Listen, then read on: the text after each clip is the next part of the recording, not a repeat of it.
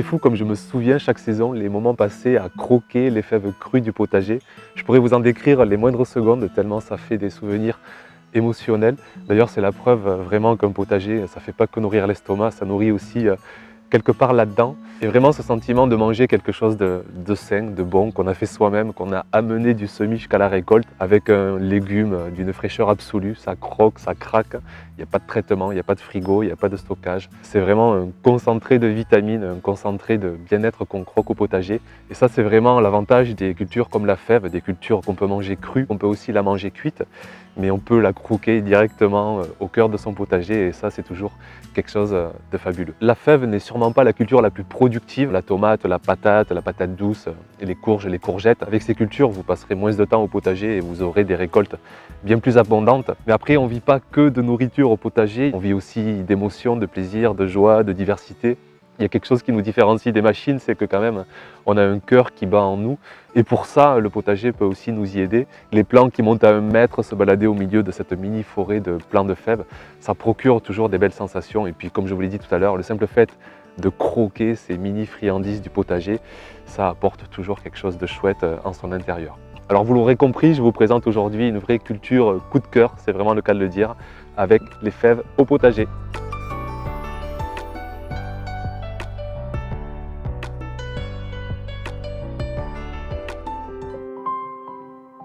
Avant de récolter 1 kg de fèves, il faut quand même se donner du cœur à l'ouvrage, surtout si on les récolte matures. Il vous faut dans ce cas-là enlever l'enveloppe qui s'est formée autour de chaque graine et ça demande tout ça assez de temps. Chaque année, je plante pratiquement une centaine de fèves au potager, c'est beaucoup, c'est même énorme. Ça me permet de consommer bien sûr en saison, pendant 5-6 semaines on se régale de fèves. Ça me permet aussi de congeler, de partager, de troquer avec des amis. Et puis ça me permet aussi de récupérer des graines pour les années suivantes. Vu le prix assez croissant des fèves chaque année, je compte bien garder mes graines pour l'année prochaine. Vous pouvez très bien semer 50 graines, voire même 30, et ce sera déjà super pour une famille de 4 personnes. Je sais que moi, avec 100 graines, j'arrive à faire bien une centaine de portions repas sur la saison. C'est déjà, mine de rien, assez conséquent. Après, attention, ce n'est pas parce que vous allez planter 50 graines que vous allez avoir 50 plants magnifiques avec 10-15 cosses sur chacun des plants.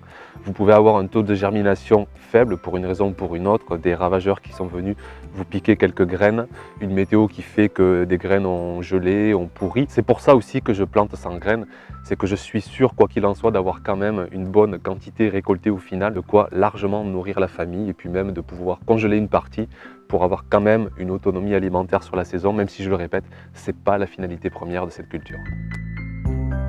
Je sème les fèves tout le long du mois de février. C'est une culture qui ne crème pas le gel, enfin qui ne crème pas les gros gels. Si vous avez moins 10 degrés sans dégel dans la journée, vous allez quand même mettre à mal cette culture. Mais sinon, bien sûr, ici dans le sud de la France, le mois de février est très propice pour faire ses semis. Ce qui fait que les cultures seront bien étalées de la fin avril jusqu'à la mi-juin. Ça fait 6 semaines à peu près de régalade à la maison avec les fèves du potager. De nombreux jardiniers sèment les fèves au mois d'octobre, de novembre. C'est vrai qu'elles passent généralement l'hiver sans encombre. Pour essayer d'avoir des récoltes plus précoces, je fais cette année une partie de mes semis en godet en serre. Comme ça, j'ai des conditions idéales. Déjà un terreau très souple, très aéré. Une bonne température qui est quand même plus importante en journée et la nuit, ce qui fait que les fèves devraient germer plus rapidement. Et je les ai mis 24 heures à l'avance dans l'eau pour qu'elles s'humidifient, ça fera que accélérer la germination. Et puis j'ai mis un ensemble de 2 terreaux. Sur les 3/4 du pot, je mets un terreau très classique. Et sur le dernier quart en surface, je mets un terreau à semis. Ça ne fait que faire un nid plus douillet pour la graine, pour qu'elle ait tout le confort pour bien germer. J'humidifie bien chaque godet avant de mettre la graine, je les recouvre. Pour les fèves, il faut une température de germination entre 5 et 10 degrés. Donc c'est le cas en ce moment, sitôt qu'il fait le moindre rayon de soleil, la serre monte au-dessus de 10 degrés. Donc ce sera parfait, on devrait avoir une germination assez rapide d'ici 10-15 jours pour ces graines de fèves.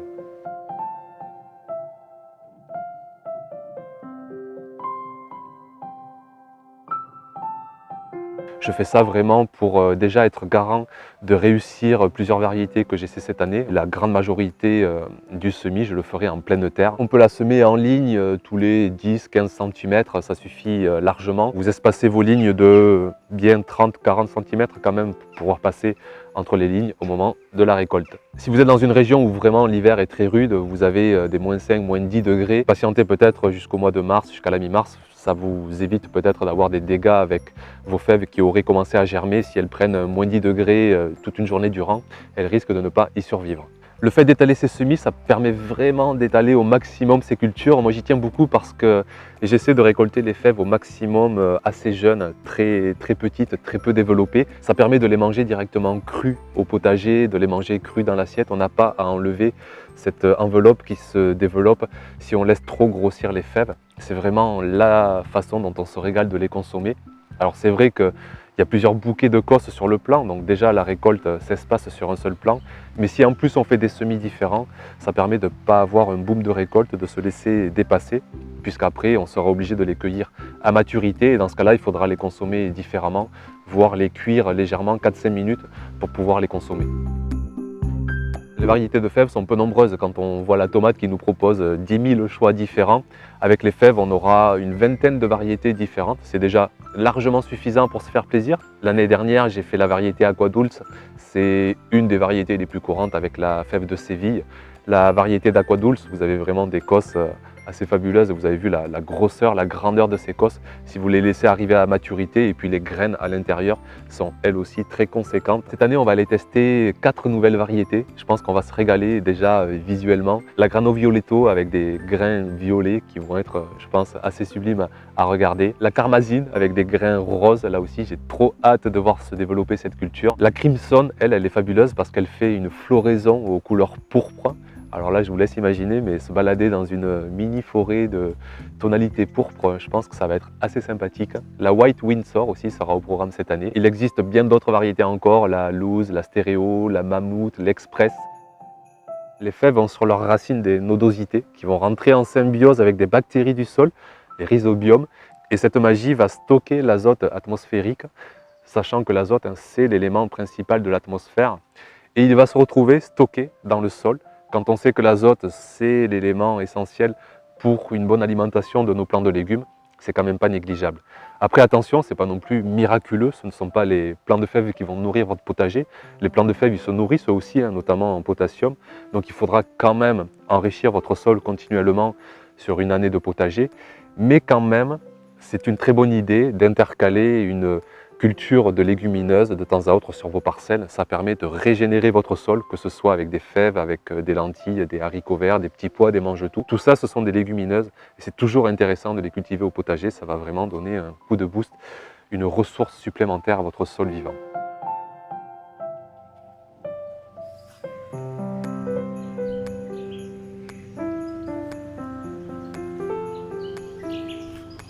Les fèves, ce sont aussi ces plants de fèves qui montent à plus de 1 mètre de hauteur. Et ça, c'est une biomasse qui est très intéressante. Tous ces plants, hors de question de les jeter. Au potager, rien ne se jette, tout se recycle.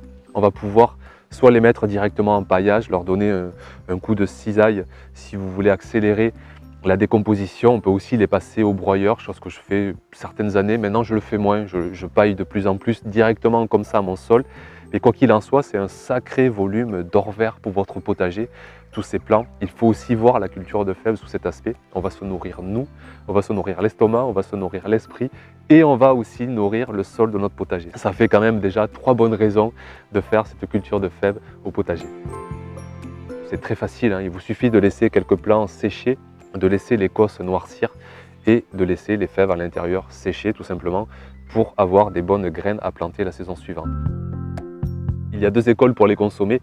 La première, c'est de cueillir l'écorce très petite. Du coup, vous aurez aussi à l'intérieur des fèves très petites. L'avantage, c'est qu'elles n'auront pas eu le temps de développer leur enveloppe. Vous n'aurez pas à passer ce temps de devoir décosser chaque fève. Vous pouvez les manger, on appelle ça la crocosède, des jeunes fèves toutes crues, du gros sel, du pain, du beurre, et puis en avant les festivités.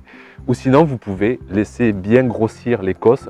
À l'intérieur, vous aurez des fèves très grosses elles aussi. Dans ce cas-là, il vous faudra enlever l'enveloppe qui s'est formée autour de chaque fève parce qu'elle est vraiment pas évidente à manger et puis c'est pas très bon. Soit vous les mangez crues, mais vous aurez quand même un goût assez prononcé, bien plus que celles qui sont cueillies toutes jeunes. Soit vous les cuisez entre 3 et 5 minutes pour garder quand même du croquant. Et puis aussi, bien sûr, une fois cuites, vous pouvez en faire 1001 recettes, des veloutés, des purées, des verrines. Ça se consomme de 1001 façons.